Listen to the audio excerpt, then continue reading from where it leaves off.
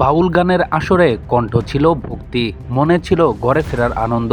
অনুষ্ঠান শেষে প্রিয়জনদের কাছে ফিরতে বাসে উঠেছিলেন তরুণ বাউল শিল্পী পেহেলি ভৈরবী।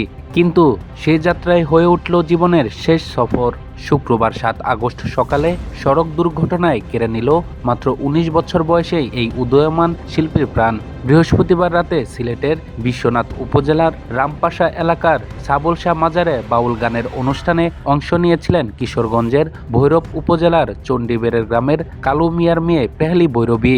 সারা রাত গান পরিবেশন শেষে শুক্রবার ভোরে ইউনিক পরিবহনের একটি বাসে করে বাড়ির উদ্দেশ্যে রওনা দেন। কিন্তু সকাল 7:30টার দিকে সিলেটের উসমানীনগর উপজেলার কাশিকাপন এলাকায় ঢাকাগামী ইউনিক পরিবহনের বাসটির সঙ্গে বিপরীত দিক থেকে আসা বেঙ্গল স্লিপার কোচের মুখোমুখি সংঘর্ষ হয়। ভয়াবহ ওই দুর্ঘটনায় ঘটনাস্থলেই প্রাণ হারান পেহেলি ভৈরবী সহ 7 জন যাত্রী। পরে হাসপাতালে আরও 2 জনের মৃত্যু হয়। সব মিলিয়ে প্রাণহানির সংখ্যা দাঁড়ায় 9 জনে।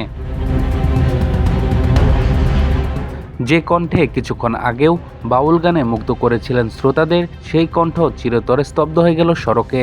পরিবারের সদস্যরা অপেক্ষায় ছিলেন মেয়ের ফিরে আসার, কিন্তু ঘরে ফিরল না পেহেলি। ফিরে এলো তার নিতর দেহ। স্থানীয়দের ভাষ্য, অল্প বয়সে বাউল গানের জগতে নিজের পরিচিতি গড়ে তুলেছিলেন পেহেলি ভৈরবী। বিভিন্ন মাজার ও লোকসঙ্গীতের আসরে নিয়মিত গান গাইতেন তিনি। তার আকস্মিক মৃত্যুতে লোকসঙ্গীত অঙ্গনে নেমে এসেছে শোকের ছায়া।